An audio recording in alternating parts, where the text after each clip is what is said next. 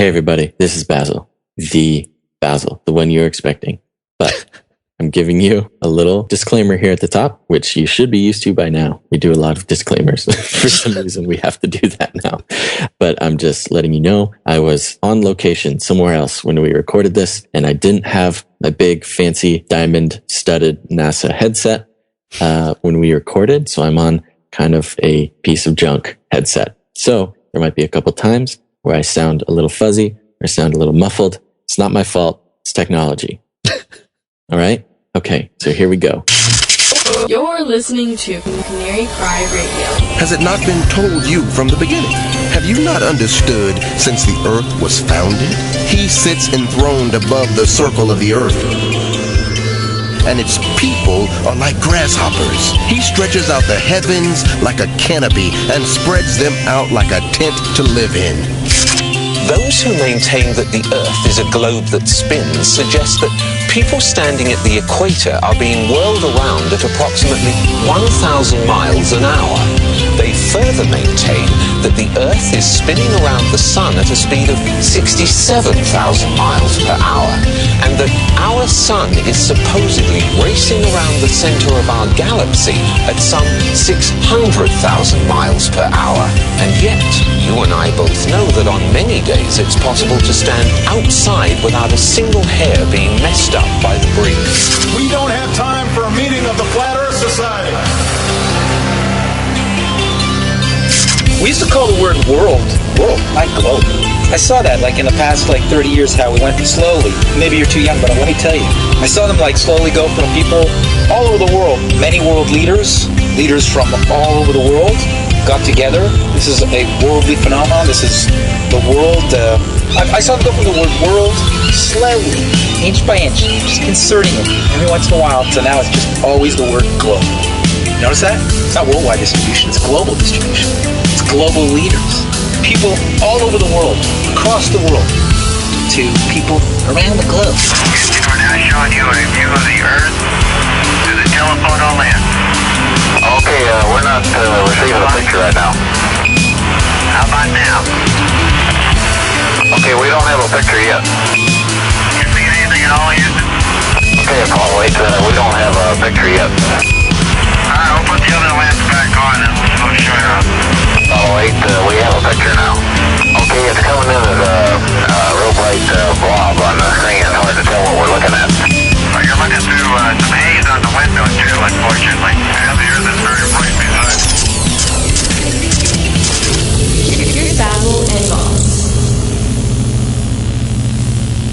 Hey everybody, and welcome to Canary Cry Radio. My name is Basil. And this is Gons. Welcome to episode number 089. 89. And our motto here has always been to think outside the cage, and that might be literal with this episode. There's an old Incubus song called Wish You Were Here, and the lyrics go something like this. The sky resembles a backlit canopy with holes punched in it.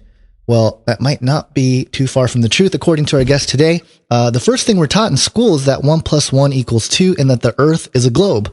But what if this entire enterprise was a sham, the biggest conspiracy to ever behold humanity?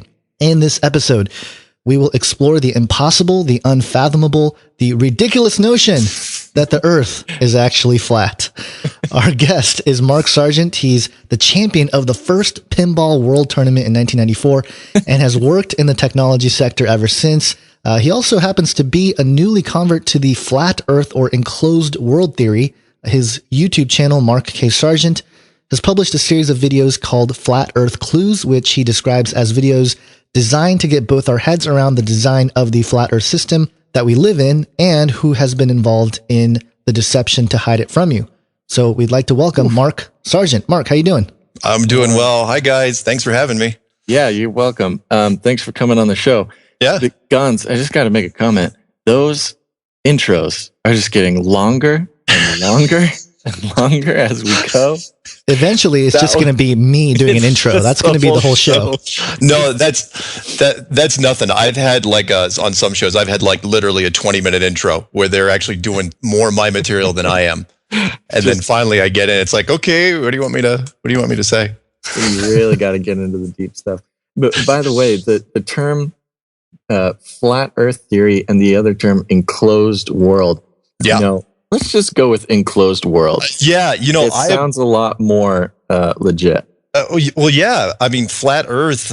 Everybody knows. Everybody's conditioned that the term flat Earth, is synonymous with crazy, with scientific insane. backwardness. Yeah, absolutely. With archaic religious belief, and I disagree wholeheartedly. But I understand the visceral response that some people have to it. So I have been pushing enclosed world, and actually, quite a few of the flat earthers have been saying, you should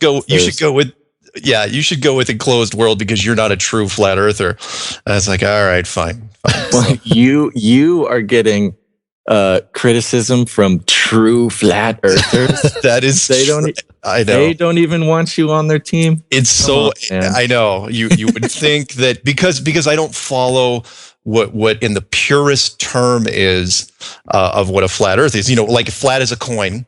Which I disagree somewhat with, and a few things about the moon and gravity, and they said, well, you're not a true flat earther, and it's like, fine. Either way, it's not a globe, so why are we arguing? Yeah, but they keep going. So yeah, in fact, I'm going to be making an anti-shill interview video here real soon.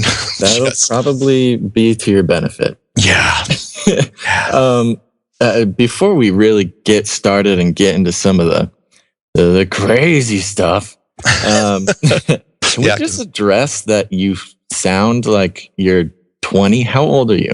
I am 46. In fact, soon to be 47. And thank you for saying that I sound young. But you have like the most beautiful, like young voice that we've ever had on the show.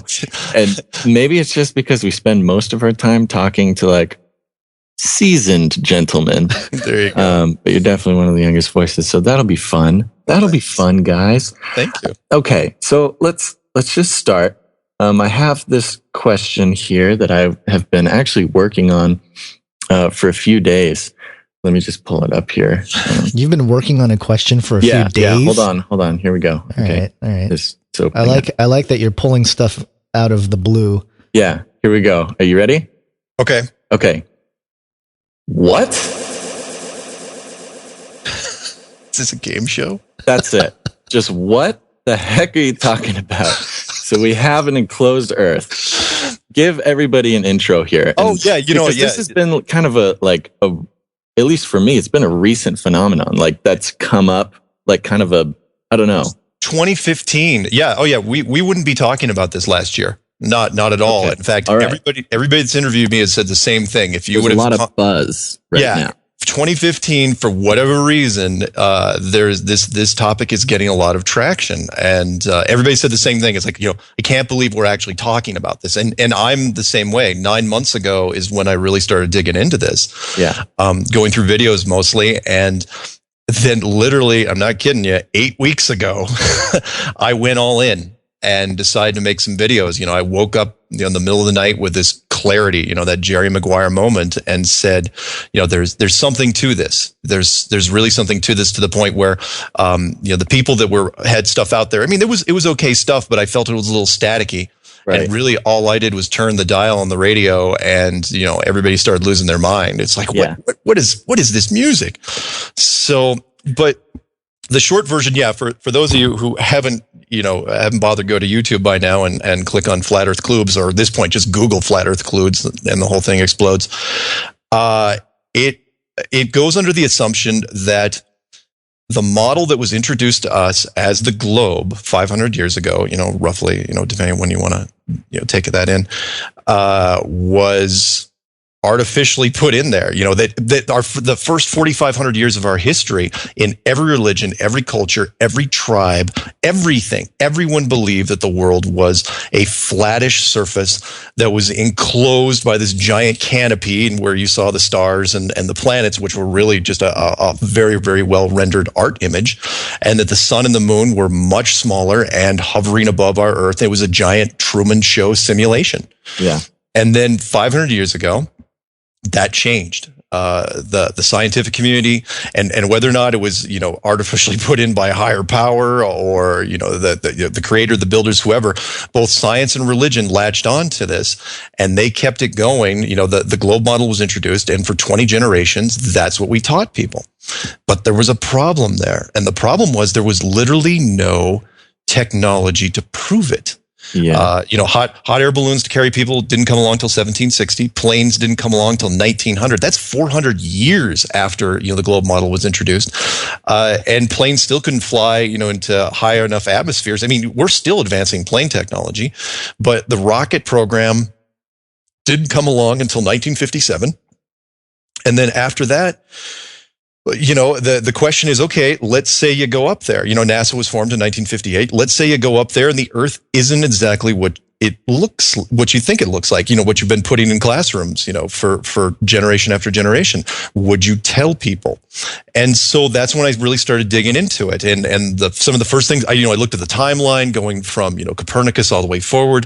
I looked at government activities, but what I really started looking at was excuse me, how the world really changed starting from like 1956 to the present, where everybody in all world governments started acting really, really strange after 1956. And by the time I was done, the globe model for me was, it was obvious for me, it was absolutely not a globe. Now, how flat it was and exactly what shape it was, you know, because, you know, even Neil deGrasse Tyson comes out and says, oh, it's an oblate spheroid or it's pear-shaped or whatever.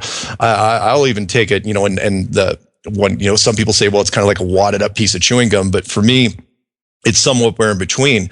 But it begs the question, why is every image that we see of the Earth, whether a composite or a NASA image, and there's so very few, why are they always perfect spheres if they're not? And again, once I kept digging into it deeper and deeper, it just got to the point where it's like, yeah, it feels way more, everything pointed more towards a giant under the dome Truman Show enclosed world than it did a globe model. Right. Okay. Yeah. So there's a lot of ways to look at this, and I'm sure a lot of evidence or clues, I guess, as they keep being called. But can we just take this slow? Sure. Because I know I just gave you like a big overview, but yeah.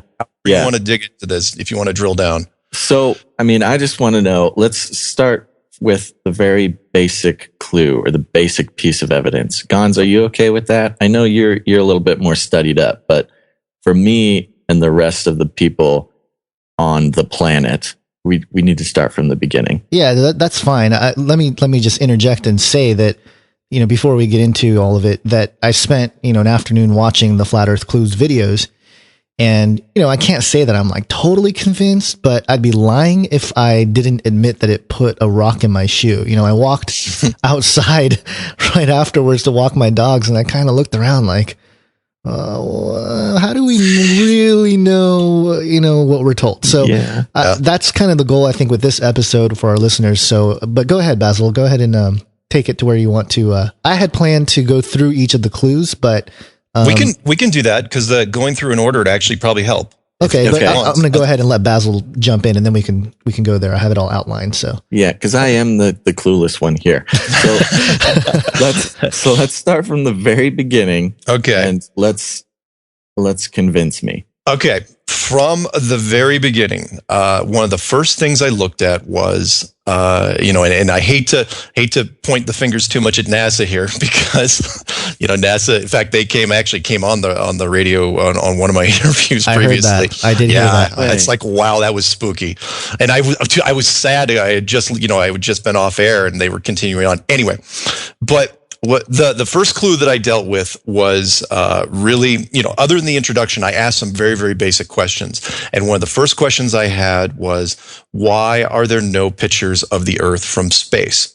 You know, I was trying to basically create the doubt of, you know, what you see is not really what you see, because everybody, when I ask them, you know, I say, okay, how do you know the Earth is round? And everybody comes up with that knee-jerk response, which is, well, we know, duh, you're an idiot. You know, why would you ever think it's not round? I go, okay, other than, you know, like, you know, fire burns and, you know, there's gravity. How do you know that the Earth is a sphere? And I go, and then they say, well, we've got the picture. And, NASA took the picture. I go, okay, can you tell me how the Earth is a sphere without using the word NASA? Because if you Google, the Earth from space, and you can do this right now, you will find just rows and rows and rows of composite images. And if you go back not very far at all, 10 years, maybe 12 years, those composite images weren't even there. The only thing you saw... Why don't you explain what a composite image is? Got it. A composite image would be like, for example, if Google Maps, if you use like Google Street View, you have those cars that drive around neighborhoods and they take pictures of every street and then they layer them together in a composite so that when you pull out, you'll see the street. And if you pull out farther, well, they have planes that also fly over neighborhoods and they take pictures of areas in strips. And, the same thing, you could use commercial airliners, spy planes, but a composite image is literally just pieces of a jigsaw puzzle put together to make it look like a whole. So the Earth, when you go into Google Earth, you're not actually looking at a picture of the Earth. You are looking at a series of composite images.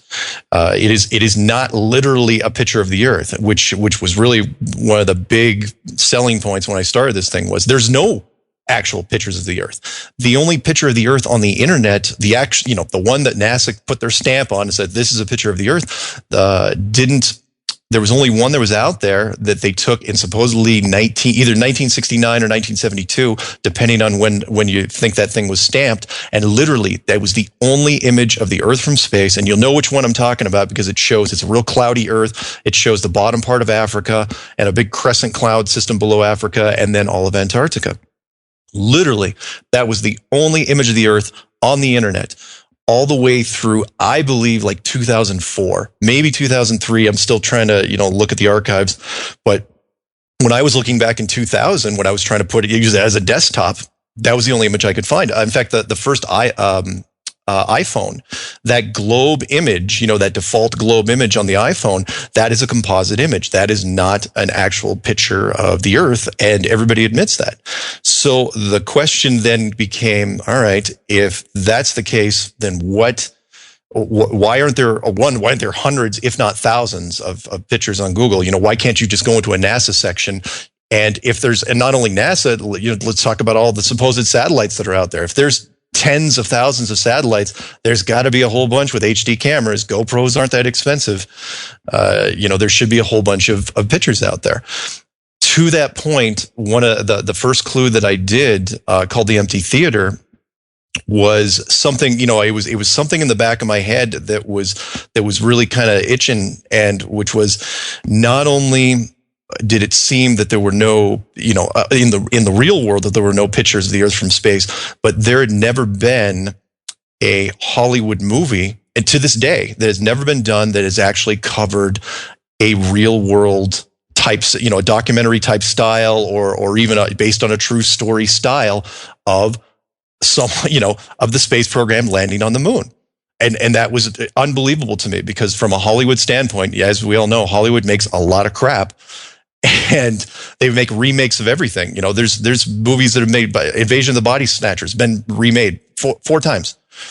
And there's never been a movie of the moon. And so for me, was really casting doubt and the influence of NASA. Whereas, they won't even let the fictional world talk about the moon missions, try to portray it, because it hits too close to home. So that was the initial clue that I did. And I know not a lot of people talk about it, but for me, it was like putting that out there. It was like, things that make you go, that's what I put that out there. That's really interesting, because a couple of things that you pointed out. Yeah. First off, you have this guy that's out there, Matthew Boylan, who was, he's a realist painter. He was supposedly hired by NASA to do some, image work. And he has this lecture out there that you can find on YouTube and stuff. And, he shows, he puts up two pictures and he asks the audience, is this a painting or a picture?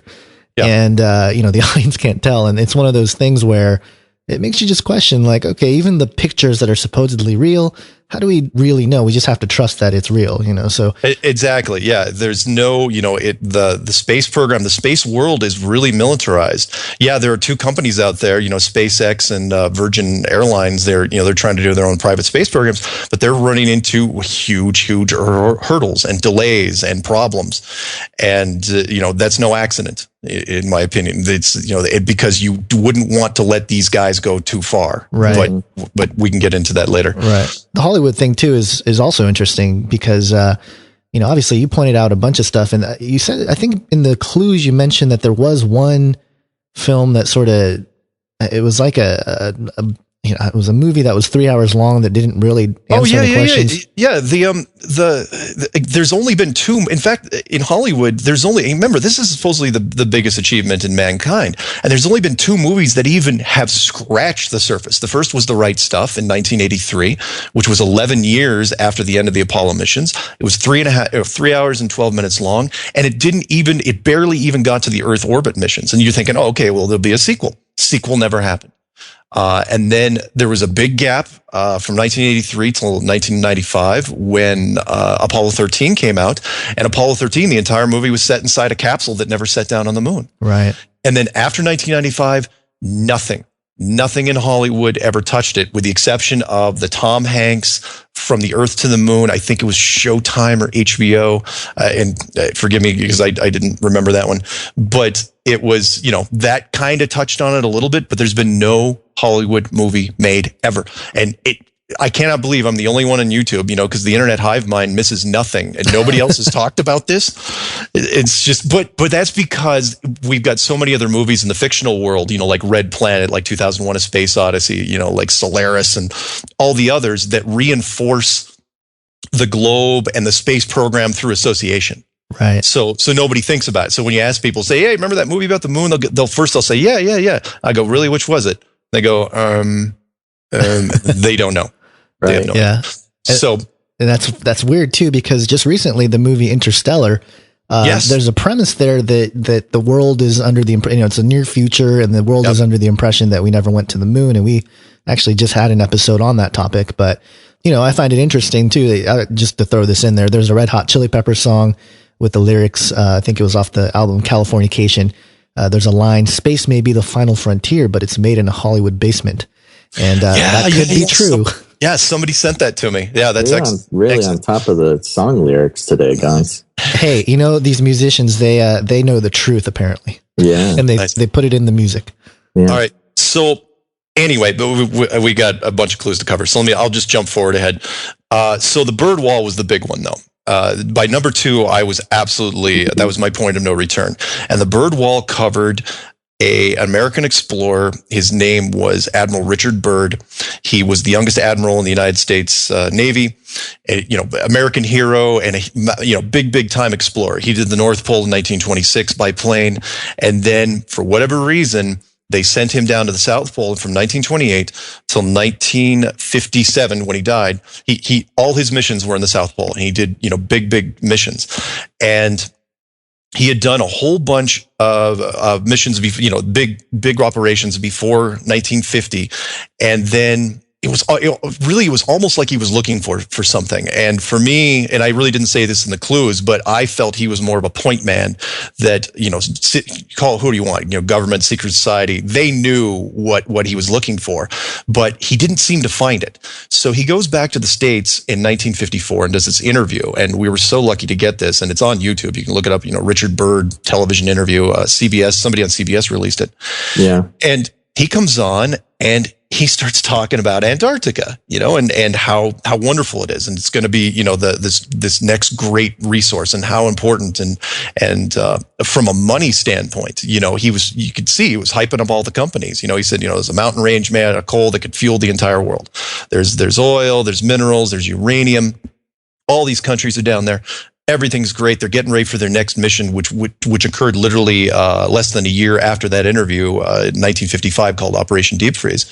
He goes down there in 1955 in Operation Deep Freeze, runs from 55 to 56, and whatever they didn't think they found, before that point, that's when everything changed in 1956, because the world, and it's completely hidden, the levels that things change from a government standpoint. So everybody left the ice almost immediately. That was, that's a big indicator. Russia, England, Australia, New Zealand, everybody left it. Everyone who was going to make money left the ice at the same time.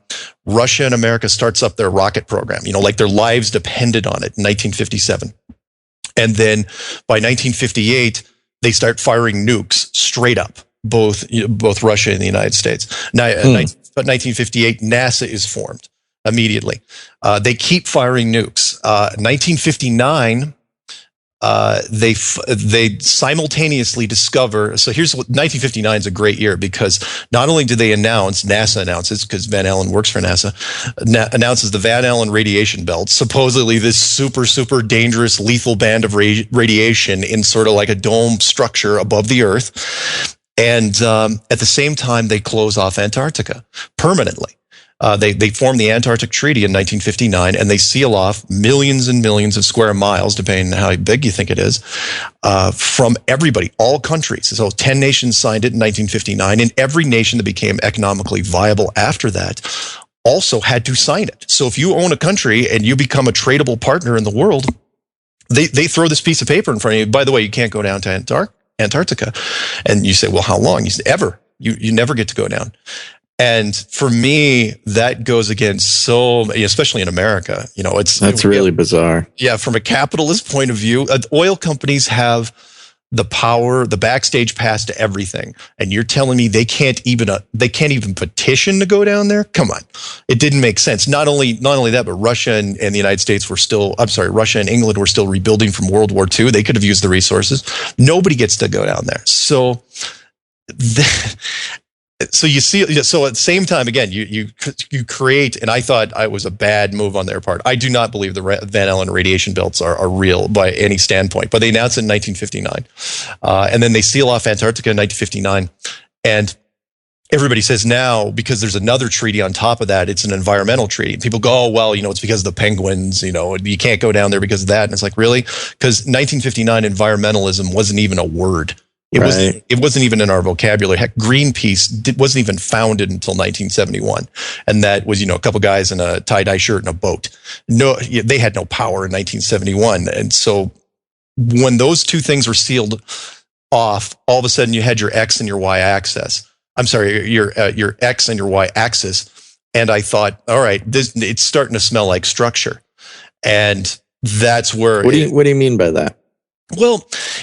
For me, it came down to a couple things. First off, it was like, okay, I was designing in my head, because I came from a game development background. I was like, okay, how would I build a flat model?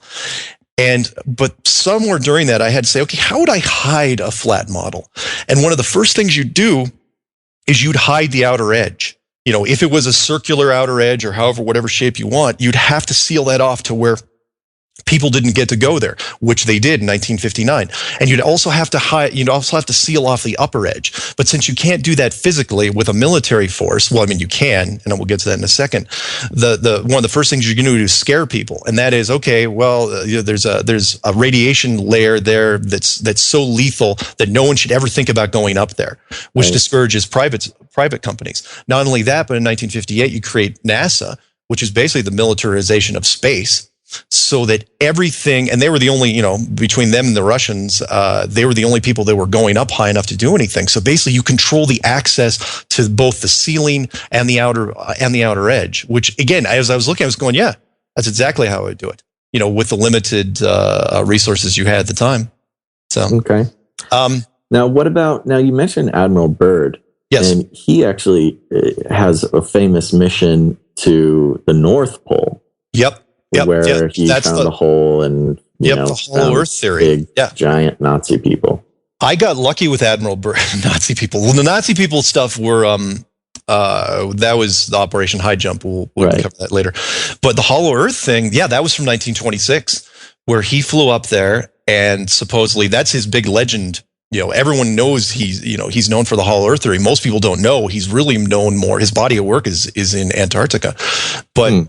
The Hollow Earth theory, which does not conflict with my model at all, was that he went up there and that at the North Pole, if there is, if the map is not perfectly flat, if it kind of bulges in the center, that he flew inside, an opening in the North Pole and supposedly went into, like a journey to the center of the earth type thing where he found, tropical stuff and another civilization. And, it's so limited, the information that's out there, but there's some neat stuff. If anyone's interested, please look up Hollow Earth. You'll find some neat stuff on that. But yeah, actually, Canary Cry Radio has an episode about Hollow Earth you can go listen to. There you go.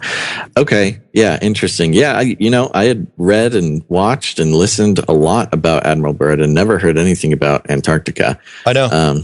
So neither did I. And so, yeah, when I dug into it, I was like, of course it was Admiral Byrd. Who else would it be?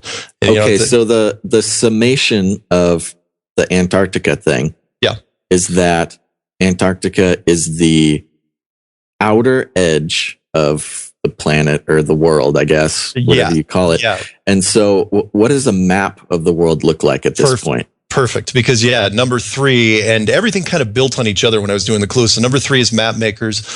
And what that did was it showed people what the map is of an enclosed system, what the top down view is. And so if you look up on Wiki, and this was very interesting when I was digging into it, when you look up the Wiki list of map projections, you'll see a whole bunch of projections on there. But the one that was interesting about, 2/3 the way down was called and I hate this name, but I got to say it, is the azimuthal equidistant map. And why? What is that? What? Why is it called that? Why is it so crazy? Why is a map? Why is our current classroom map called the Mercator? Well, it was named after a guy named Mercator. But the azimuthal equidistant map was proposed 1,000 years ago, and this is not a wiki error. You can feel free to click on the links. Proposed 1,000 years ago by a Persian scientist named al-Biruni. That's not his full name. That's the short version of his name. He was a scientist, lived 1,000 years ago when everyone knew the Earth was flat. However, what's interesting about that map is when you look at it, it's a top-down view. Like if you're looking from the North Pole and you squished a globe into the floor to where the continents kind of spread out.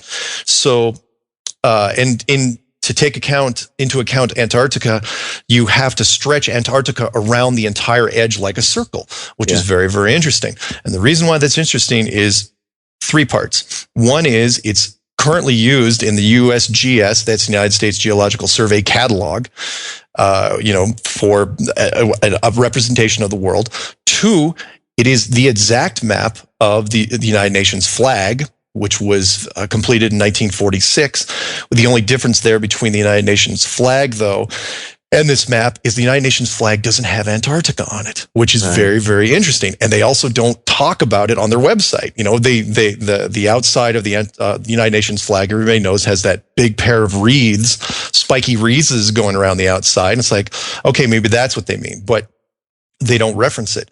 But it is also, though that map is used by the United States government, the United Nations, and the Flat Earth Society. If you go to Wiki Flat Earth Society, you'll see the same map. If you scroll down, it is identical to the azimuthal map, but it is not linked. It is not called the azimuthal map. You cannot link it back to it. And that map is considered insane. It is because they say, well, it's not literal. All right. Well, then why are you using it for a flag? And why is the United States government using it? But so when I was going into map makers, it was like, okay, I'm finding more and more of these curious things. And for me, the United Nations flag just, it screamed out that, there were certain societies and government groups that knew full well ahead of time, what the world looked like. But until they found it for themselves, they didn't really know. And I think they jumped the gun in 1946, when they made the United Nations flag. They figured, well, we're going to find it sooner or later. And they did, less than 10 years later. But that's what Map Makers was all about. It was a fairly short video, but I think it got across the point, another one of those head scratcher things. Yeah. So you had proposed at some point along the way, I think in one of your interviews, that you can conduct a test to see if this model is actually real or not. It had something to do with a couple ships going in different directions or something. Yeah. Can you explain that? Yeah, it was something I came up with because, some of the Flat Earth guys, notably Matt from the NASA channel, he wants to take boats and hike across the ice and go into Antarctica. It's like, dude, they're never going to let you go, but that's fine. And so I was trying to come up with a way that wouldn't involve violating any treaties. And so what you do is you take two boats, two cold weather boats, can survive glancing off an iceberg without sinking. You have them facing in opposite directions. You start them in the exact same spot. Let's pick a six o'clock position. Let's say if you're looking at the azimuthal map as a clock face, you put them both in the same spot. One goes clockwise, the other goes counterclockwise, and you make sure they're within binocular distance of the shore. That way, in case the GPS system starts acting weird, you still know you're on course. Well, if Antarctica is what they say it is, and it's only a little bit bigger around than, say, Australia, then those ships, depending, let's say they're doing 16, 18 knots, maybe, they should meet each other in a week, maybe. But the disparity between the azimuthal map and the globe, as far as the surface, the shoreline of Antarctica is so huge that those ships could go for technically, I think, a month and not meet each other if that was the case. And so, yeah, you could prove it. Wouldn't even take that much to do. Yeah, two big ships and a whole lot of gas and maybe some refueling stops at some point, but it could be proved. Absolutely, I think it could, because you wouldn't even have to go to the point where those ships met each other, because if they didn't meet each other in, say, 2 weeks, you could just pull it up and say, well, obviously it's Antarctica is a lot bigger around than we thought. So, and I mean, if my understanding is correct, Antarctica is thought to be humongous, like the biggest continent or something similar to that. It depends what you look at. So like when you look at Google Earth, Antarctica looks a lot bigger than, but I have a globe in my place here, and Antarctica on that doesn't look that much bigger around than Australia. So yeah, there's some perspective issues. Yeah, but when you look on Google Earth and you spin it around, it's like Antarctica looks pretty big. But anyway, the boat thing would solve it, because regardless, the distance disparity would still be massive. Still could be proved that way, because people ask me, can you prove it? I go, yeah, you can prove it. Now, whether or not you would be allowed to prove it before someone drone striked one of those boats that you were on, that's a whole nother thing. But anyway, let's jump to clue 4. I mean, you have you talk about Shell Beach, and I'm just going to let you run with it. Yeah, Shell Beach is an inside joke. It is based on, because there are several movies out there in the past, and of course, if you believe in predictive programming, there's been a lot of interesting stuff recently. But Shell Beach was based on a 1998 movie called Dark City, done, I think, in New Zealand or Australia, which talked about a very, very small enclosed world, only the size of a city, and that it was circular. And they built the buildings literally up to the edge, and they kept confusing people, altering their memories to where they didn't know they were an enclosed system. They just thought they were living in a city. And Shell Beach was a mythical beach that everybody had a memory of, but nobody knew how to get there.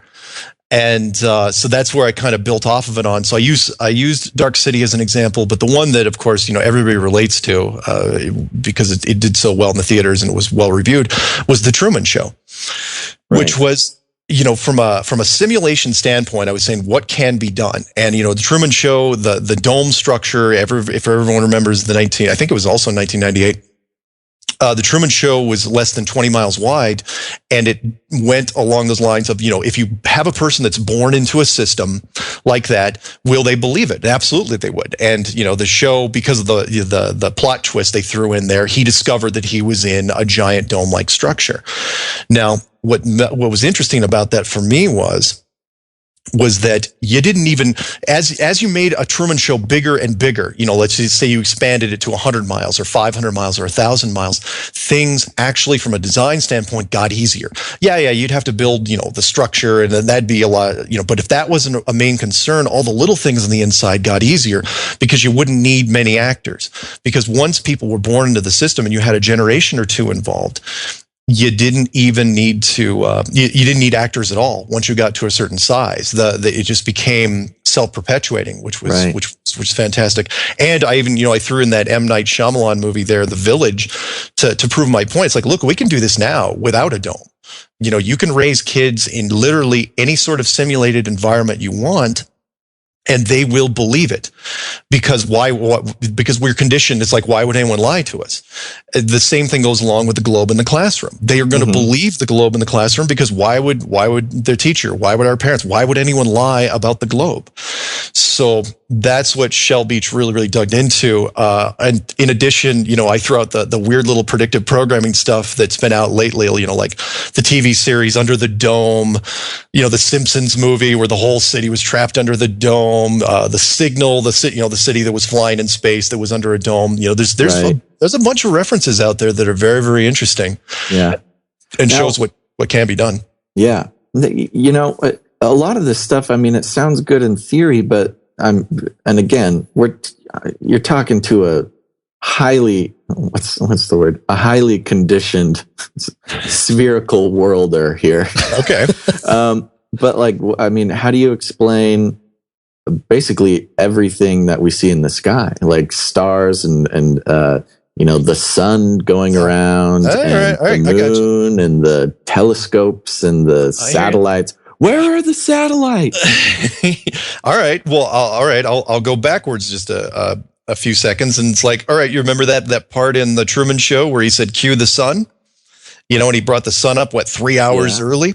When it comes, and we have the technology to do this in a limited sense now. Look at your planetariums, look at your computer games. Have you ever been to Disneyland? You guys are down there.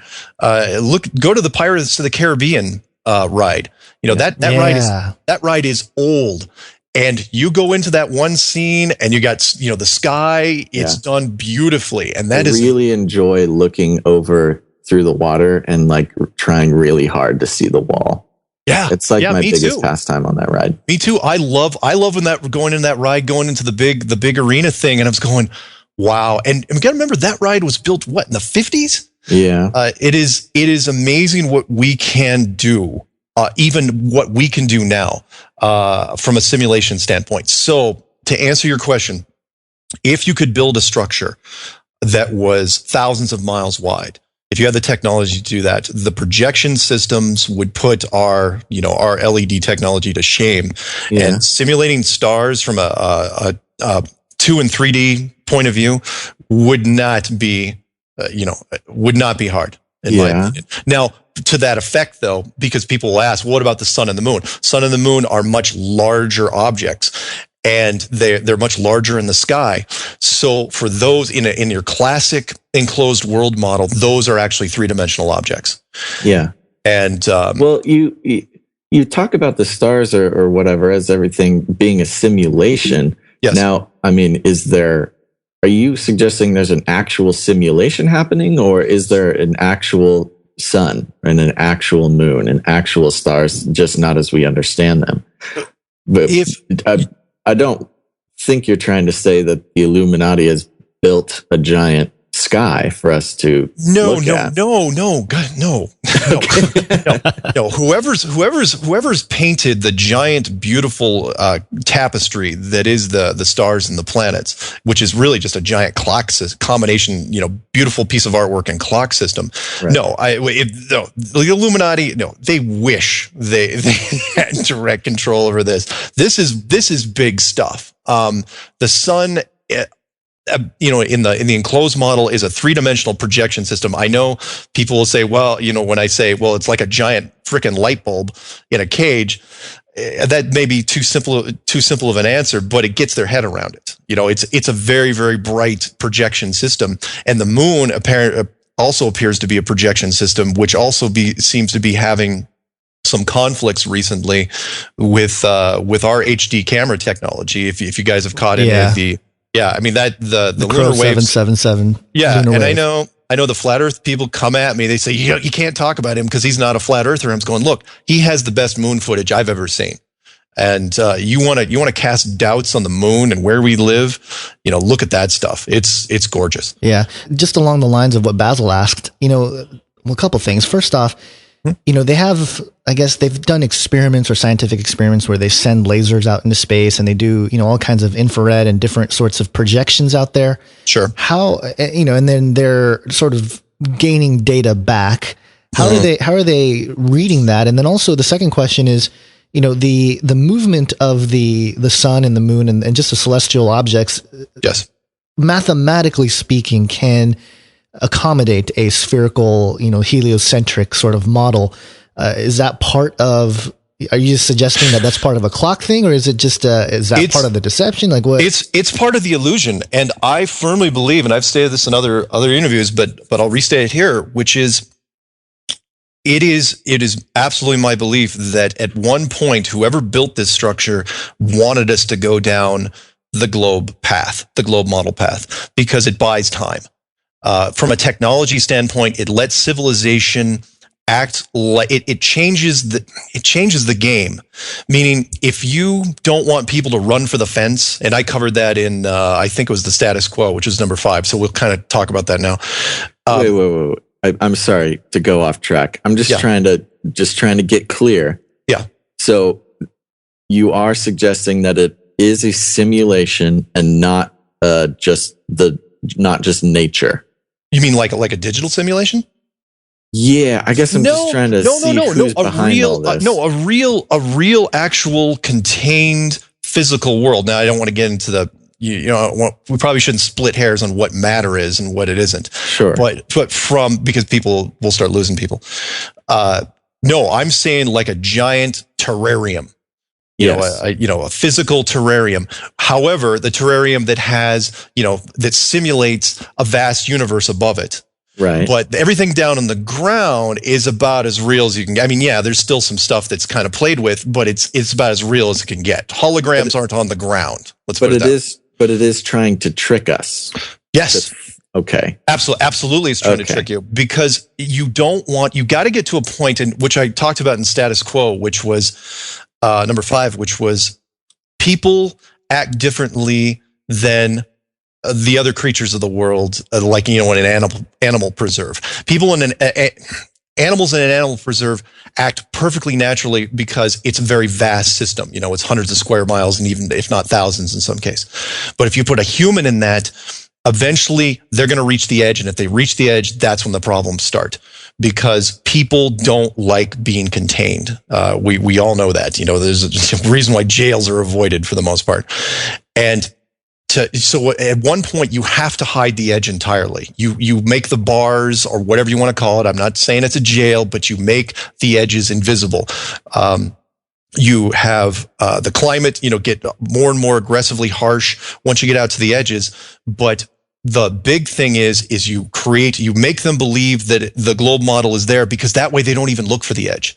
Because otherwise, if that flat map was still around even a couple hundred years ago, leaders and empires would be dedicated to try to find, to map out their world. But if you say it's a globe, they're not going to look for it, because at that point there's nothing to look for. It's like, we'll just go in circles and circles and nothing ever is going to happen because it's a globe.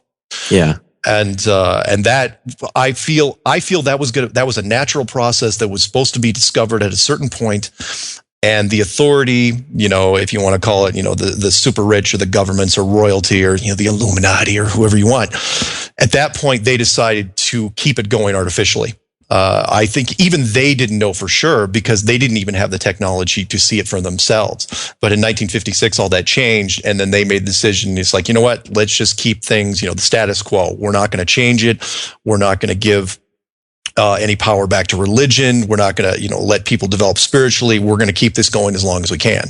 Right. Okay. And you actually outline in that status quo video, you sort of project on how things would play out in your perspective. Can you sort of share with us what? Yeah. Initially I had thought, and I kind of tempered that by the time I got to number 10, Hiding God, which was, I talked about how, if you're coming from a government science background, the people that are discovering this, what happens when, because all the religions of the world, the big 5, but all of them really want their version of the Holy Grail. And what if they had because everybody's looking for that mystical object, that object that can solidify spiritual faith. What if everybody got that object at the same time? Well, governments wouldn't necessarily be in trouble. Not then, but science would might take it on the chops for a while. And even though I think the authority in question would be able to recover, it would take some years to do, and there'd have to be a lot of retooling. I don't think they want to deal with it. There's a saying, men really won't, are resistant to giving up power.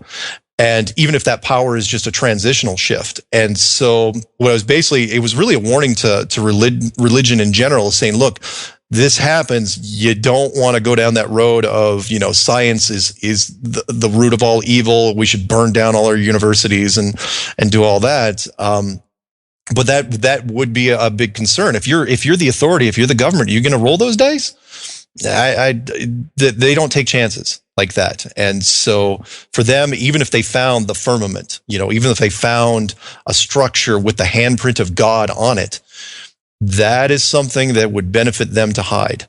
Yeah. And to keep the status quo. Right. Why I did it. Now, I hope this isn't off track too much, but if we're on a flat Earth or a, whatever you want to call it, Truman Show, what's underneath it? Excellent. Like in what space is this being, and what shelf is it sitting on? And that I talked about in depth perception somewhat, but we'll talk about this now. What it's sitting on, and a lot of people have asked me, one, how thick would it have to be? And so when I went to depth perception, I went into the basic layout. I reviewed. It's like, okay, take the azimuthal map, continents in the center, saltwater ocean around, that fills everything in, which is great from an exploring standpoint because it reduces ocean exploration by like 95%. And all that took was 3% salt solution. That's fantastic. You take the increasing cold on the outer edge, decrease in oxygen levels when you go up, and a decrease in temperature. But the enclosed world itself would also have to, for me, it was obvious that this system has been used for, we're not the first people in this system by any stretch. And this system probably sits on a much bigger system. Some people said, well, is it, I love how people follow the globe model. It's like, is our world just a flat, a flattish world that's sitting on top of a bigger globe? That's like, yeah, maybe, but it doesn't have to be a globe, but is it sitting next to a whole bunch of other globes, in a giant, massive structure with ice in between these circular pockets of life? Right. Very, very possible. And so kind of has a multiverse feel to it. Yeah. And is it, again, I didn't want to get into the Russian stacking doll argument, but because, you start to lose people, it's like, are there more dimensions literally sitting on top of this one? So, are we in a fixed, circular, dome-ish system that have more domes on top? Right. It's a fascinating concept, but I try to do it one world at a time. Do you have like a calculation or an idea how tall you think this dome goes? I mean, you mentioned the Van Allen belts.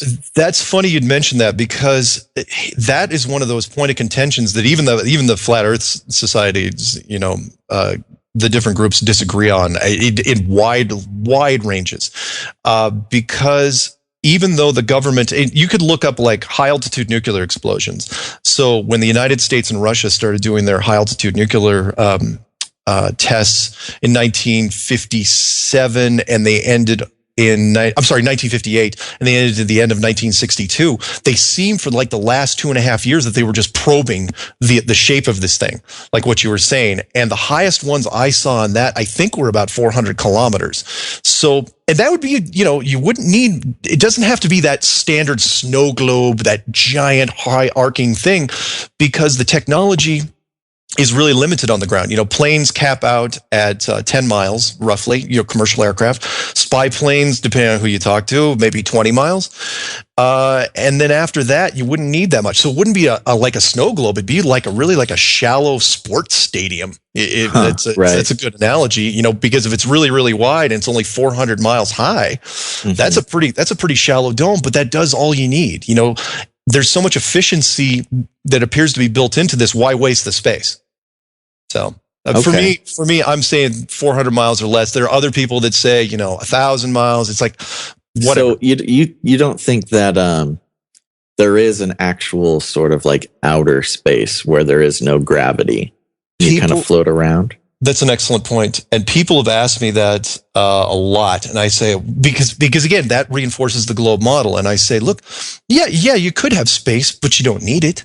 Right. You could have just a giant room on the outside, or as some people have pointed out, because of all the ice falling and the stories of all the great floods. It's like, what if this dome is a sealed underwater system? And they use the Genesis thing, the waters separating the waters, from Genesis 1:7, if I'm not mistaken. So at that point, it's like, okay, yeah, I mean, either way, I don't think it's space. Whether it's an open room or area with more pockets of this, and it's a cold weather environment, whether it's an open, it's a free range system, either way you could go with it. But So, I guess according to some Science and Space Foundation info, low Earth orbit is somewhere between 124 and 1,240 miles above the Earth's surface, something like that. Yeah. So do you think that, like the International Space Station and stuff like that is it up there? Is it actually floating up there, or are they?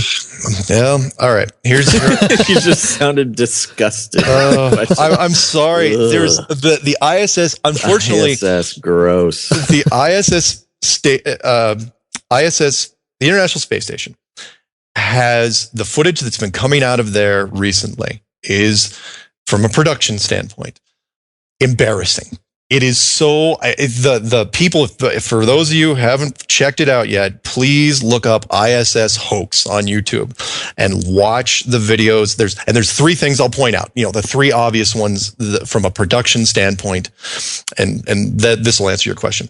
The first one is, why is every shot on the ISS no bigger than a commercial jet airliner, which coincidentally is how they simulate, and they're fully, you can take tours, you can do this yourself. There's private companies that do this. In 727, it's called the Vomit Comet, and where they simulate how they train astronauts in zero gravity. That's the first thing. It's like, why is no section ever wider than the commercial jet airliner? It's a big space station. You don't have a mission control room. You don't have a bridge like in Star Trek. You can make these rooms whatever size you want. Just connect them together. Second thing is, why are there no hatches between the sections? This is like a submarine, all right? There should be doors between all these sections. And when you see them flying around, and they do it really, really quick because it's limited time and simulated gravity, why are there no hatches?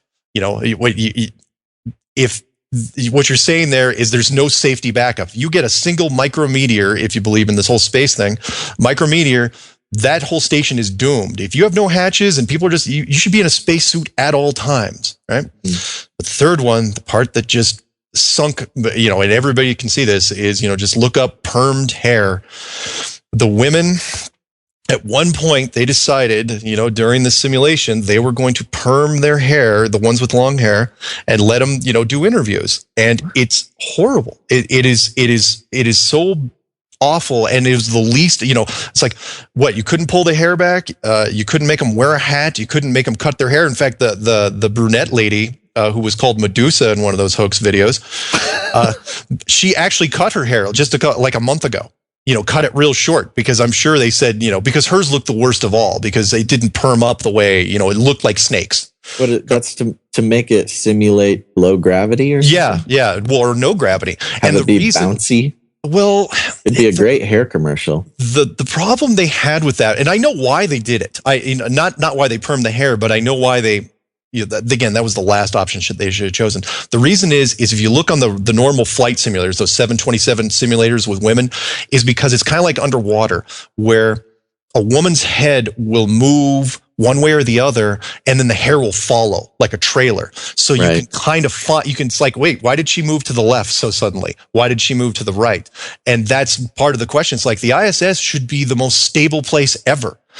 And yet there's these weird little gravity jostles where all of a sudden it's like the whole place is being bumped. And if you follow it, it's like, well, yeah, it's turbulence because they're in a freaking plane, because you can't see turbulence, even with our advanced technology. Anyway, so, to answer your point, when it comes to satellites and anything that's up there, it's like, okay, if we have the technology to do the ISS, and fine, if you say you can see the ISS in a telescope, fantastic. Why are they faking people up there?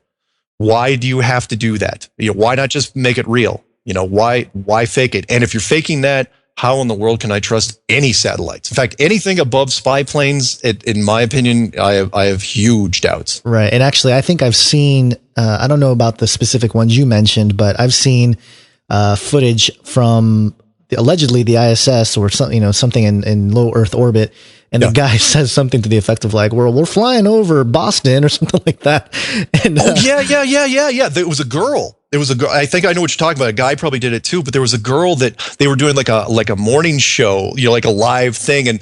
And she actually said where they were calling from, where they, it's like, really? Yeah, that was pretty bad. It's like, and who doesn't edit that out?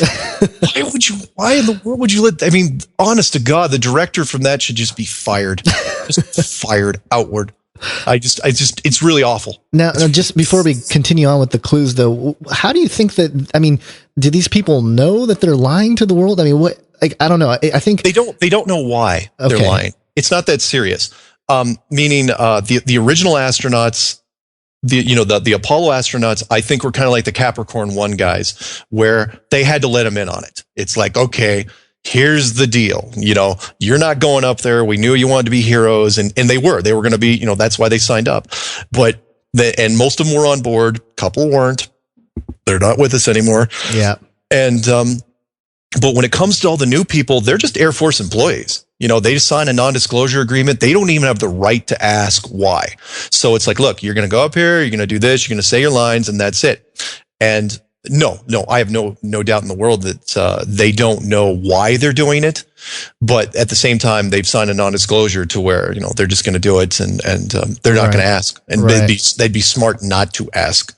Yeah, if they want to keep their job. Yeah. So, just while we're on the subject of satellites and things floating around, we have so much technology that allegedly relies on satellites.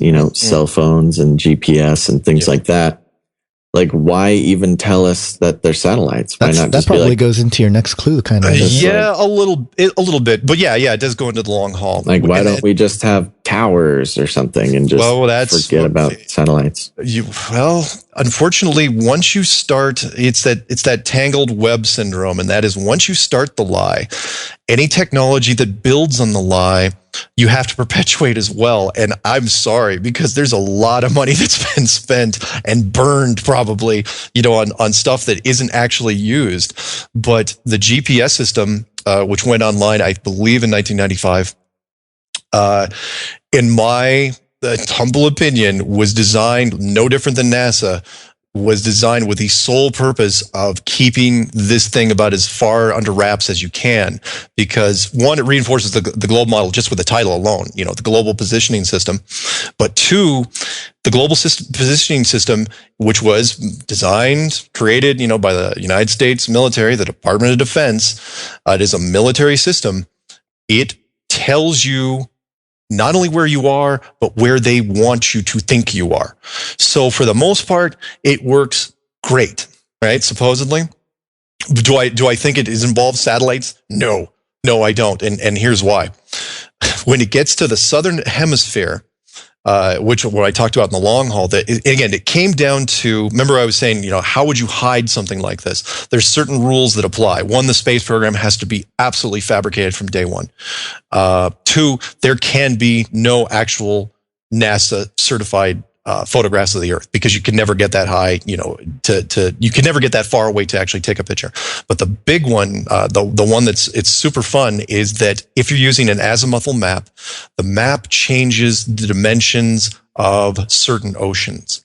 Meaning, if you're in the northern hemisphere in the azimuthal map, it's not that exaggerated, because you can, even though it's really interesting, like how you're flying from San Francisco, like over to Japan, you're hugging Alaska for some reason, but on an azimuthal map, it's a straight shot.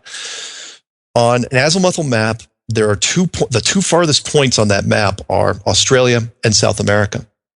And those two spots should not, they are exaggerated. Meaning, if you tried to take on a globe, if you're flying from Australia to South America, you just go across the South Pacific. It's a 7,400 miles. It's a quick trip. Shouldn't be that big a deal at all.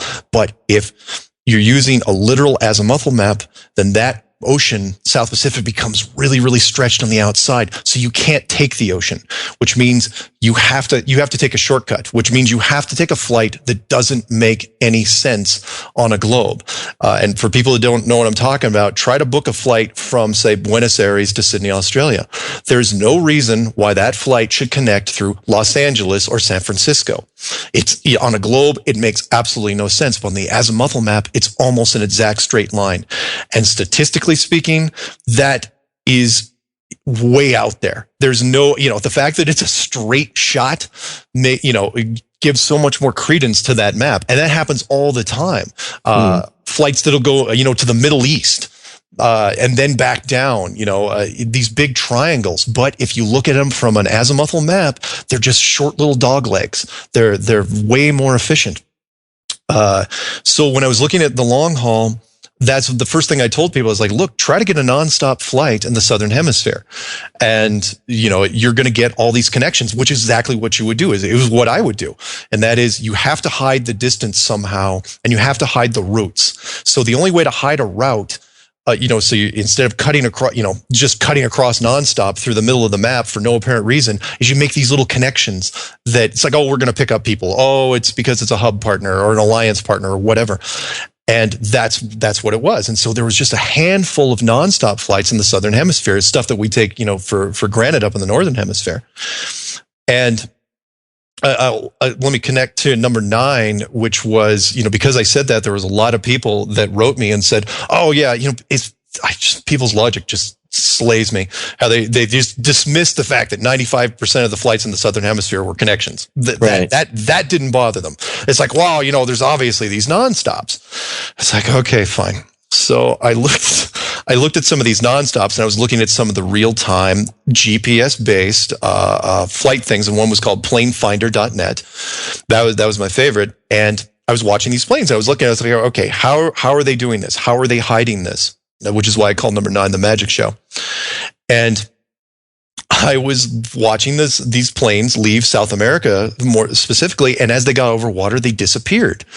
And they were dropped off the GPS system entirely. And their logs were also changed on the individual flights. They were changed to estimated, they were changed to approximate. I was going, wait a minute, it's a GPS system. Why is this being dropped? And I was going, I get it. It was being dropped because they don't want to show you the routes. However, the people came back to me afterwards, after they saw that clue, and they said, maybe it's even more serious than that. Maybe they can't cover anything in the South Hemisphere, because if you're trying to hide the fact that the satellite system can't hide it, physically cannot do it, then even your tower, fiber optic, radar stuff, even that is stretched to the limit to where you can't do anything. And I was going, well, either way, either they're lying and covering it up, or the system doesn't exist in the first place. Either way, it's bad news, both ways, but it was fascinating. So, the GPS system, completely in doubt. It hides the planes from the point, when they get over water to within an hour of their destination, then they pop back on the screen, and then they're there. And I was going, that's exactly how I do it. Yeah, because you don't want people looking at the routes. Well, it can sure get me to Home Depot on time from where I'm at now. The Northern Hemisphere, not that bad. Not that bad. That's interesting. Okay. All right. Well, I get it. I see where we're going here. All right. So, what do you want?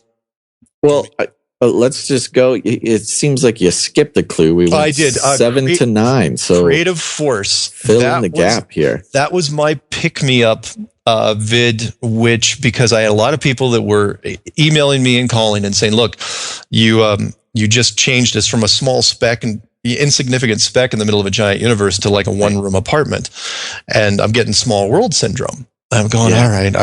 I go, one, I think it's a very nice one-room apartment. It's very intimate. So what I did was creative force. I really talked about.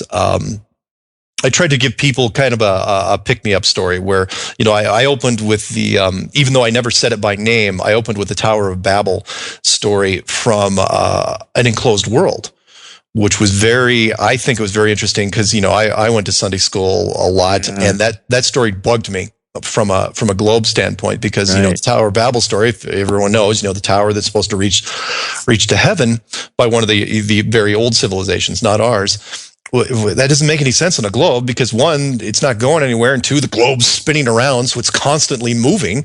Right. It's like, what the heck? But from an enclosed standpoint, like a Truman Show, that story makes a lot more sense. Right. They have purpose. They have ambition, and so I kind of spun it like that, and I had so many people are saying that was Babel you were talking about, right? It's like yes, thank you for picking up on that. But at the end, I kind of delved into creative force, delved into like why something like this would be built.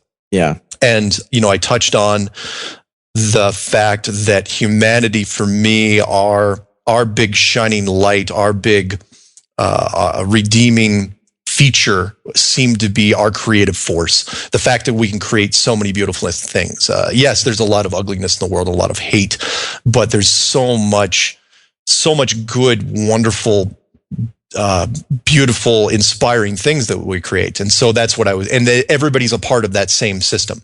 Right. And by the time in fact, it was funny because when I was making Creative Force, I remember thinking about the narrative as soon as I woke up, and I was getting kind of emotional. I was going, yep, absolutely. That's what I'm doing today.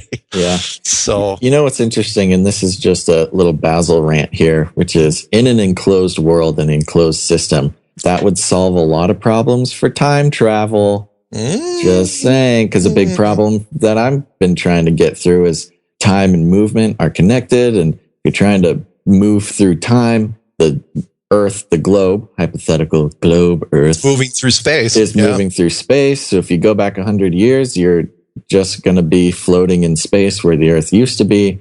Blah blah blah. But if it's not moving, time travel. Boom. Solved it, everyone.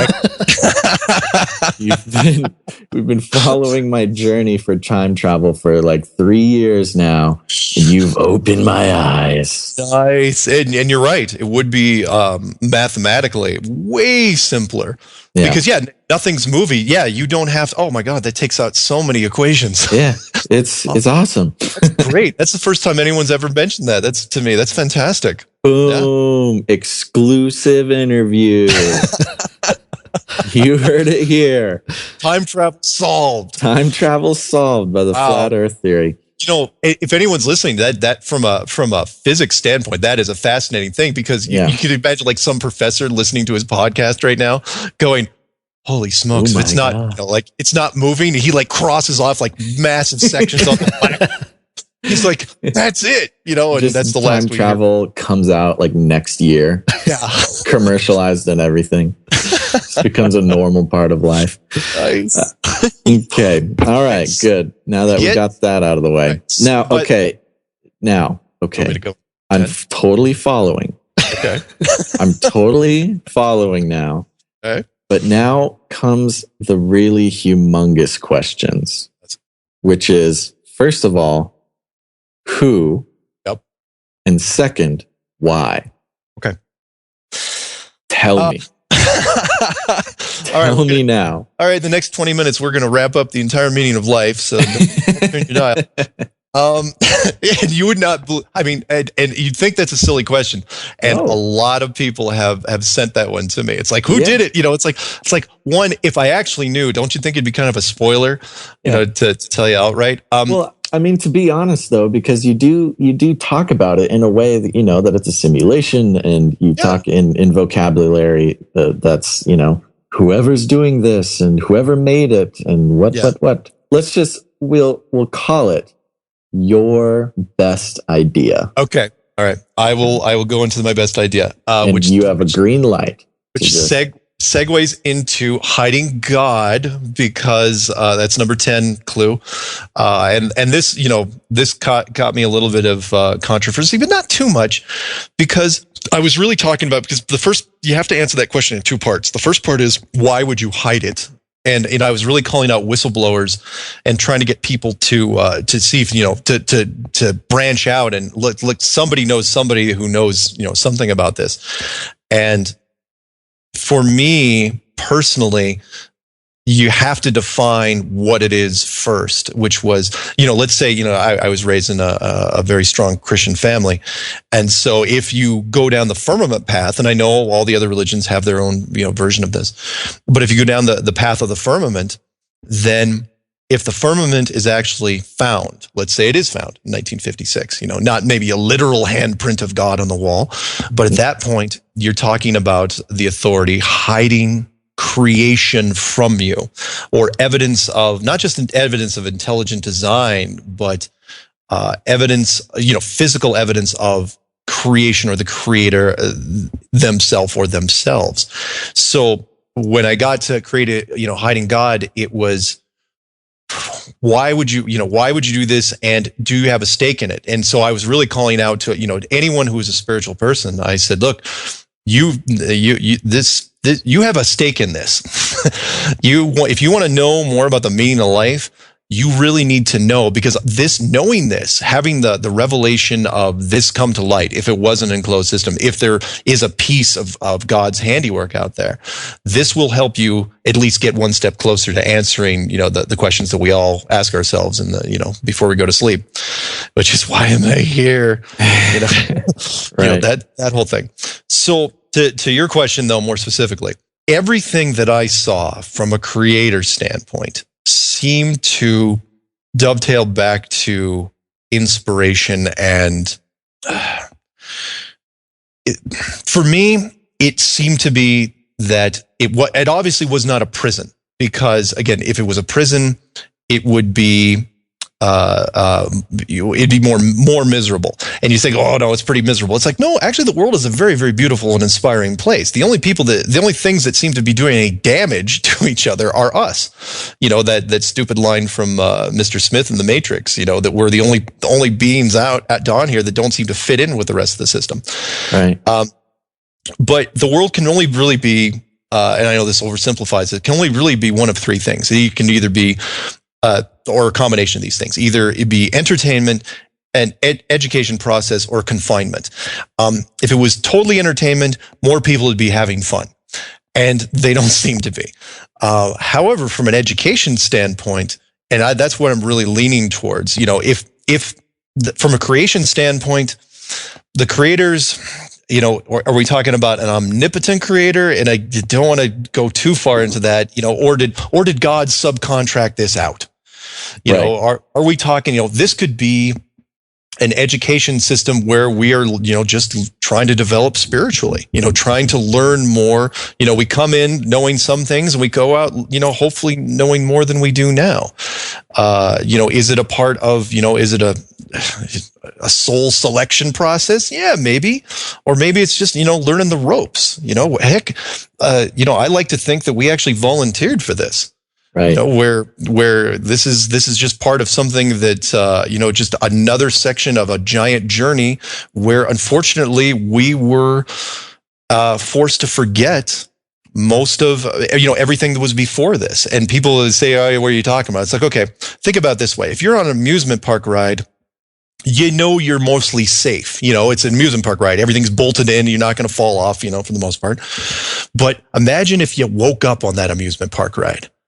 Right. If you woke up on a roller coaster or whatever it was, and you had no memory of how you got there, that changes the entire perspective, because then you don't know the conditions of where you are.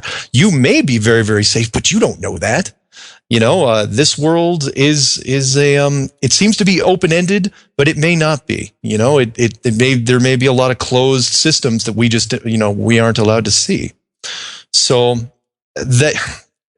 that for me is I try to stay on the positive side. I try not to go down the sinister side. Some people have said, well, maybe the first people that were enclosed this, that were part of this system, maybe they were the fallen ones and they've been looking for a way to get out. And, they're hoping that a civilization can crack the code for them. And, so that we're, coming up with stuff like the atomic weapons and HARP and the CERN system. And we're, it's a big jailbreak movie. Right. And it's like, yeah, it's not bad. I could actually see that being produced by somebody in Hollywood, but I don't know. But anyway, let me get to this though, because for me, I thought there was more of a message here.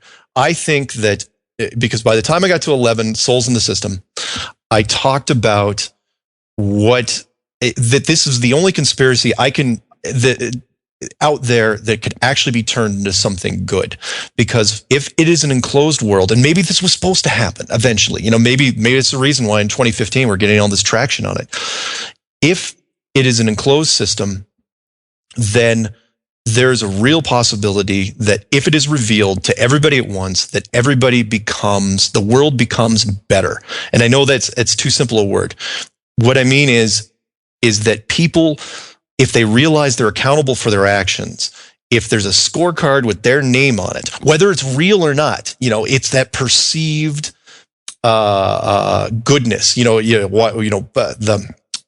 line is fine. Everyone's run a red light before, but if there's a stoplight camera on that light, you don't run it. And you say, well, why don't you run it? Well, because I might get caught. And then I say, well, why were you thinking about running it in the first place? Right. The argument, it's the Santa Claus argument. And that is the naughty and nice list don't mean anything until you see Santa Claus in your living room eating cookies. Right. And then that all changes. And so for me, I tried to turn this into a very, very positive thing. And that was even calling out the governments and the authority themselves, or the Illuminati, whoever's listening, and saying, look, you will not get lynched if someone comes forward and says, look, you're in an enclosed system, you're in a Truman Show. Because even though the initial reaction by the public is, oh, we're absolutely going to lynch you, they can't, because now they're under the accountability clause, which is, would anyone do anything malicious to anybody else if they knew there was a chance that they were being graded on it? And I said, look, wars would end, hate crimes would end, burglaries, murder. No one would, except for the psychopaths. All the bad things, would you kidnap anybody? Are you gonna, unless your life depended on it, would you do anything malicious towards somebody else? And for me, the answer was no. And so it was like a real emotional journey, because when I got there, it's like, look, everything can be better if something like this was actually came out. It would not be this horrible people running through the streets with their hands in the air, screaming, burning down buildings type of moment. Everyone would walk outside, they look up, and they'd ponder their universe and themselves for hours, if not days, trying to figure out how to act next. Right. Well, that's really interesting. I pulled up, and I'm sure you've come across this, Isaiah 40, verses 21 through 23. And it's very interesting because, I'll just read it. It says, do you not know? Do you not hear? Has it not been told to you from the beginning? Have you not understood from the foundations of the earth? It is he who sits above the circle of the earth, and its inhabitants are like grasshoppers, who stretches out the heavens like a curtain and spreads them like a tent to dwell in, who brings the princes to nothing and makes the rulers of the earth as emptiness. Yeah. So, I mean, that sort of plays into the whole idea. Or there's so many other quotes you could have in there, like how many times they mention, like, the earth is fixed, or the world is fixed, the world is immovable. Mm-hmm. Not that it's moving 60,000 miles an hour through space, not that not that the solar system is also moving at 70,000 miles an hour in a corkscrew direction. There's lots of religious references, especially in Christianity, that talk about how the world is fixed. Yeah, the circle upon the earth. Yeah.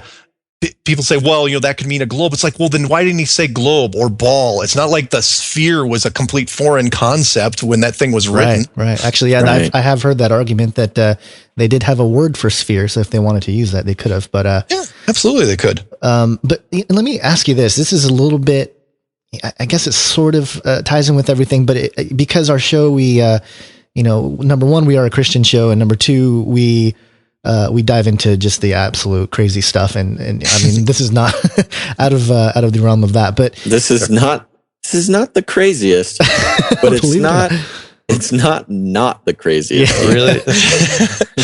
But I want a couple things. First off, and we'll go one at a time, but I want to tie in your perspectives on for example, supernatural or metaphysical intelligences, like for example, angels, or demons, ghosts, that kind of thing.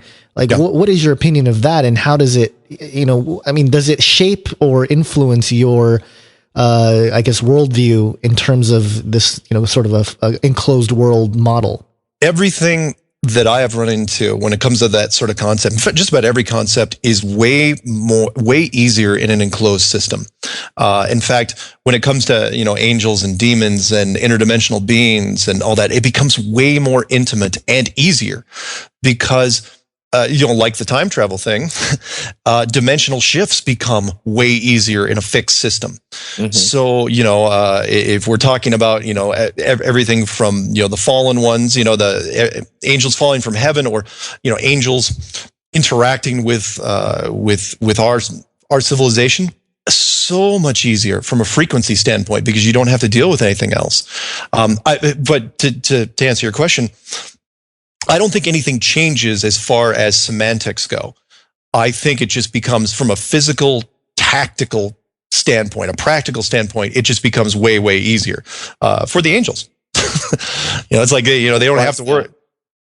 Because if nothing's moving, the frequency, it's literally just like walking down a hallway. With a whole, literally easier to get around. Yeah, it's literally just a series of doors. Whereas before, it's like, okay, you're talking about, okay, are they following the Earth? Are they outside the solar system looking in? Are they constantly in a geosynchronous position? It gets trickier. Yeah, but, that's interesting. I never really even thought about that. Yeah, or I'll give you one more. Because I don't know if you would have mentioned it, there was I can't remember which chapter and verse it was, but when the second coming, it always bugged me because it was like, okay, everyone on the world sees the second coming at the same time. And it's going, well, how does that work on a globe? It's but on an enclosed system, that becomes way, way easier, and then it's just like, everybody literally sees it at the same time. Wow. Yeah, that's true. Now, yeah, go ahead. Well, okay. I mean, just going with that, everybody sees it at the same time thing. Yeah. And we've kind of already covered it, the simulation of the sun and yada, yada, yada. But, eclipses are another thing that happen. They're like, well, you can't see it if you're in America. But if you were in China right now, you'd see an awesome eclipse. Yeah. That's how it always is. Yeah. But, fitting that into an enclosed system is a little bit harder unless, you just have... A little bit trickier. Solar eclipses where the moon running in front of it. Yeah. You're going to run into those weird, which is why I still, again, flat earth guys, the purists will say, well, no, it's a two-dimensional object. It's like, look, if the moon is more of a three-dimensional object, that I think is real, where the sun, and don't think it's a coincidence, by the way, that the moon fits exactly in front of the sun. Right. I love that. It's like somebody was lazy on that design. All right, I'm not saying lazy if God says. So I just think it's awfully convenient. Yeah. That with a three-dimensional, remember, because the moon can move both up and down, up and down, left and right. It can shift around. So yeah, the solar eclipses, that's fairly easy. The lunar eclipses, though, that's a little trickier because it's got to be all artificial. Because on a flat system, there is no Earth between. There is no ball between the sun and the moon. And again, I think Crow 777 did some neat stuff on the blood moon where, he's trying to explain, he's going, look, there's something wrong with the blood moon as well. I'm sorry, the lunar eclipse, it looks artificial. And I was going, yeah, it has to be artificial. Absolutely. Yeah. He was pointing out something about, the solar eclipse, and he was talking about how you can see through the moon a little bit on the outer rims and stuff like that. Yeah. Which is why some of the flat Earth guys will say, well, it's got to be two-dimensional because you could see, partially through it. I'm just going, well, yeah, but it doesn't have to be, there may be some flaws there, but I still think it's a three-dimensional object. Right. But anyway. Right. A couple more. I mean, I had a second part to that, but even before that, what has been the biggest challenge? Like what made you, after you decided that we're in a closed sort of flat Earth system, what made you think, maybe I'm wrong in the last, 8 to 9 months or something? I wasn't. You mean what convinced me, or what, do I have doubts now? Is there still a challenge? What was the biggest challenge for you personally? Not as coming from a game background, I find it's actually getting easier. Where you deal in I don't know, fake realities or closed systems. Well, yeah. I mean, because people bring up, the altering of the drains, the northern versus southern hemisphere. And for me, from a gaming standpoint, that's, just gravity wells using some sort of molecular magnetism and reversing the torque. I know that sounds a little scientific, but it's not hard we can do this now in simulations. When it comes to meteors, people ask me meteor questions. All the time. I'm going, look, that's easy. Just introduce a piece of metal at speed, from up above, and like a rifle bullet, and firing to make sure the angle's not too shallow. Make sure you don't hit any population centers, like that close call in Russia. Was it last year or 2 years ago? Yeah. And there's a neat little video of like supposedly a UFO coming in at the last minute and blowing that, intervening. And I was going, well, yeah, because somebody screwed up on that. If that was the case. When it comes to the sky, because people say, well, what you see in stars and different parts of the world. It's going, look, from a programming instance standpoint, we literally do that all the time. In fact, that's almost required in just about any game that's built now. So yeah, for me, it's gotten easier because everyone's thrown in these questions, and I've never gotten to a point, though, if that's what you're asking, where I've said a stickler, or I said, you know what? That, because that's how I started. That's how I started down this road. It was like, I'm just going to debunk this because there's no way I'm going to get over all the hurdles. There's no way I'm going to do it. It's obvious, it's ridiculous and ludicrous. But that's why, I chewed on it for more and more months. I was going, there's got to be something that I can't get around. And there was nothing, to the point where now it's like, okay, all we really need is literally by the time I got to number 10 and 11, I was like calling out the government saying, look, the jig's up. I've got this. I already know what you guys are doing. And I do not think this was supposed to be kept a secret forever.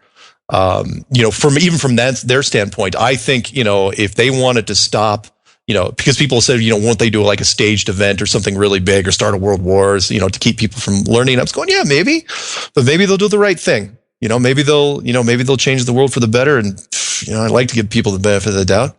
Right. So. Right. Yeah. I mean, it goes back to every time I hear a rejection or maybe a challenge, it's usually centered around, I've been in airplanes. I know a guy in NASA. I know, it's never like, I don't know. I tend to see that it's never really a thorough addressing of some of the points you bring up. And maybe in time, there'll be something that makes us go, oh, well, that's a good point. But in general, I've seen that it's mostly, how dare you? I have a brother in NASA, and like that kind of thing. Like when NASA called up Ground Zero, and NASA calling up Ground Zero after I'm off the air and saying, I can assure you it's round. And I was thinking, oh man, you guys were so lucky I was not on the air at that point, because I would have just come after you. It's like, really, because I feel so much better now. It's like, well, I can absolutely assure you. And let me throw in one more thing. I know you ran out of time, but which was the point where in fact, I found this during my journey, where if you look up on Google, you can look up third-party evidence of Apollo moon landings, and NASA has gotten so slapped around, because the internet's just been shredding them. They have no chance from the internet hive mind, that they opened up a secondary wiki section called third-party evidence of Apollo moon landings. And literally it says at the top, third-party confirmation that is not NASA or the US government. And so it's basically saying, don't take our word for it. Here's other people, other countries that will vouch that we went to the moon. And you look through it and it's horrible. They're just, they're not confirming anything. It's like, really, this is what it's come to? Right. Yeah. And I feel bad for NASA, but at the same time, look, you guys had a good run. But it's good 60 years, but it's time, guys, because at this point, nobody's buying it anymore. I mean, seriously, I think anybody under 25 is pretty much going, oh yeah. They're just, that's an interesting one. We had, Buzz Aldrin recently come out and say we need to get to Mars. And I mean, there's all kinds of stuff like that going on. Yeah. Which reminds me, that is one thing that people got to remember. And that is, NASA is the only organization. There is no government organization. There is no private enterprise that releases stories on such a clockwork pace as NASA does. every single month they release stories that make them seem more relevant. To the point it's like, we've got this probe going out, which means you're on a globe. We're going to do a new mission, which you're on a globe. There's a face on Mars. There's a weird thing on Saturn. Look at these pictures we did from Hubble. They do it so regularly to the point where it was that reality show thing. It's like, oh yeah, we're going to put people, we're going to send people to Mars in 2024. It's like, what? No, you're not. Yeah. you're not, because you can't, the technology, the hive mind detection technology keeps pace with NASA to the point now where they wouldn't dare fake anything like that now. They couldn't. It would be horrible. Right. Go to moviemistakes.com and then tell me you're going to do that. It's never going to happen. Yeah. One last question, and again, our audience is mostly from a Christian worldview, and I would like to know, since you said you were brought up in that faith, and I don't know where you stand on it now, but what does the person who was Jesus and what he represented, what does that do for you in light of all of this? I can't wait to meet him. How's that? Because I have a lot of design questions. When it comes to this, really, and I know that sounds, well, you don't talk to Jesus about, blueprints. And it's like, well, no, I think that's a very fair question, because I think he's tired of hearing the divine questions. I think he'd like to talk shop in some cases. And in this case, that's what I fully intend to do. I know it's going to sound totally geeky. It'll probably just wave me off. That's funny. Well, he is the carpenter. Yeah. There you go. Yeah. Just geek out a little bit about. Yeah. It's like, so how in the world did you come up with a jet stream, routine? It's like, it's fantastic. Cause for me, from a technical point of view, it becomes more and more awe-inspiring. Let's put it that way. You think that when you break it down, it becomes less inspiring. It's like, no, it becomes more, because there's so much detail involved that it's very humbling. Fascinating. Wow. Well, you know what? I can tell you, I'm not going to say I'm convinced. Wow, that I didn't convince you in an hour? I'm not going to go that far. But I will say that it is very, very fascinating, very interesting, and really brings a whole new perspective that, the early conditioning and everything, honestly, just wouldn't even allow for. Yeah. When you walk outside, the next time you walk out there, just keep this conversation in mind, and it's kind of blowing my mind a little bit. It will trip you out a little bit. Yeah. Yeah. So anyways, but thank you so much for coming on the show. Is there any last words that you would like to share with this flat world that we're on? Yeah. Before we sign off. Yeah. Ties into the last clue, souls in the system, which is really, I think there's some guidelines and rules to the world, but for me, there's really just one, and that is treat others better than you treat yourself. Boom. World will be a better place. Boom. There it is, everybody. Flat or round. Go ahead and do it. Well, thanks a lot, man. Thanks for coming on the show, and hopefully, my pleasure. I know you've been going on some shows all over the place here, but we appreciate you taking some time out. Yeah. Next time we'll try to get you a little earlier so we can get you before everybody else. I'm sorry. And geez. Again, it's only been 8 weeks. And so, yeah, it's been a wild, interesting ride so far. Okay. Well, call us first next time. Okay. All right. Well, there you go. Mark Sargent, everybody. Where can they find your stuff? Easy enough. Just Google Flat Earth Clues, 3 words. You don't have to do anything else. It'll take you. You're just the one. I'm the only guy. Nobody's trademarked it yet. Watch somebody do it and not be me. We'll see. All right. Well, thanks, Mark, for coming on the show. Everybody check out his stuff. And when you've got more, we'll have you back on, buddy. Thanks, man. All right. Take it easy. All right. Bye-bye. All right, so there you go, everybody. Make sure to scoop up your brains and slide it back into your ears as they've been melting out this past hour and a half.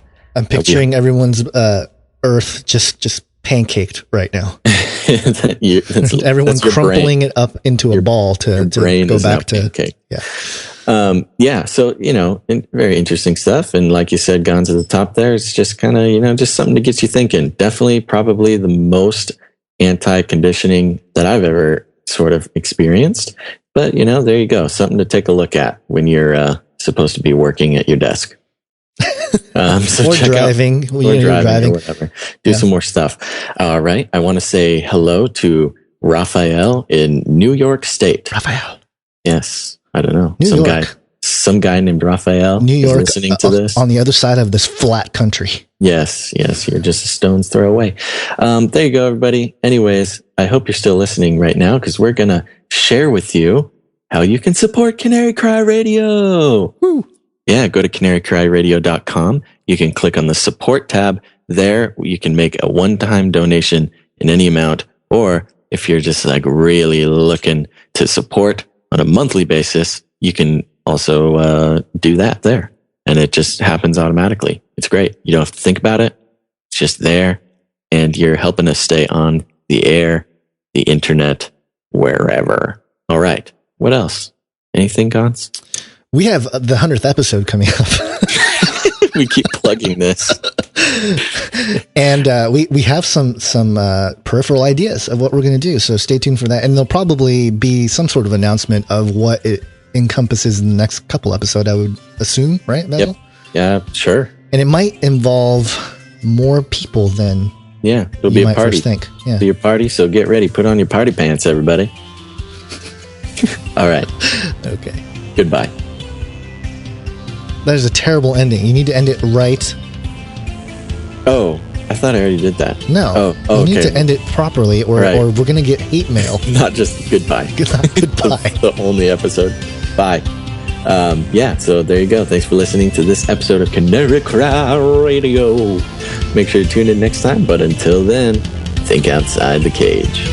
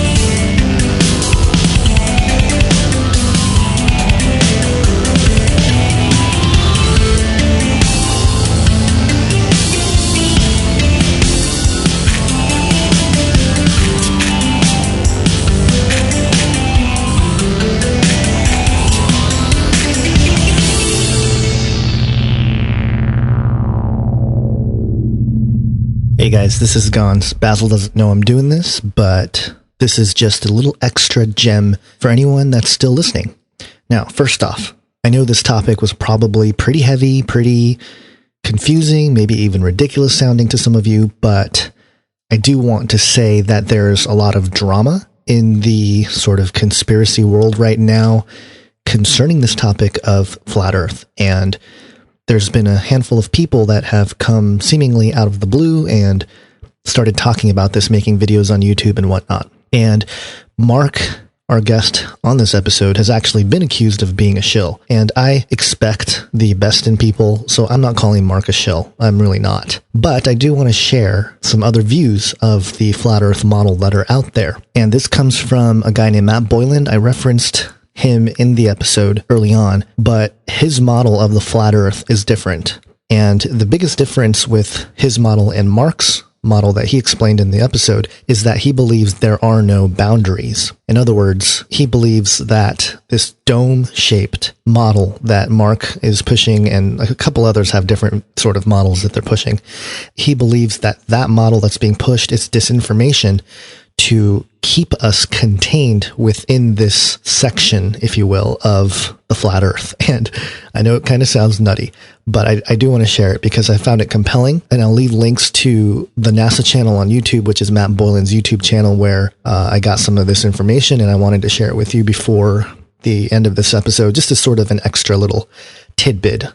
But according to Matt Boylan, and I guess it's not Matt, it's math, like numbers, math, Boylan. Anyway, according to him, the ice sheet of the Antarctic that surrounds the current Earth, as we understand it, it's still flat. He promotes the idea that it's flat, but he believes that there are other land masses on the other side of the large ice sheet. And he wants to do this expedition basically where he goes straight across the ice sheet into this other landmass. And he believes it's Atlantis or, whatever you want to call it. But he, if I'm not mistaken, believes that the flatness of the universe, so to speak, extends either infinitely or much larger than simply the Earth that we know it. And he believes also that there's a sky and space and that sort of thing. So it's a little bit different from the enclosed model. And what Matt Boylan is suggesting is that the reason why there are people coming out with this enclosed flat Earth model is because the elite know that there are other land masses on the other side of the ice sheet. And what they want to do is pretty much leave this land mass, if you will, or this Earth mass, if you want to call it that, and go to this other place. And effectively, he's saying that they want to create this world as an enclosed, controlled android world. And this gets into just crazy conspiracy on top of crazy conspiracy. And I'm not even suggesting that it's true. I'm just presenting another viewpoint. And so if we can get Matt Boylan on Canary Cry Radio, I would love to do that. We'll see. We'll reach out to him and whatnot, but I do want to throw that out there. And there's another guy named Eric Dubé, who is also a flat earther. I'm not entirely sure on exactly what his model is, but there's a lot of stone throwing going on in the conspiracy world, everyone calling each other a shill. And so just wanted to relay that information to you, because if we are truly thinking outside the cage, then even the crazy notion that the world is flat inside a dome should be pushed. Hope you guys enjoyed the episode.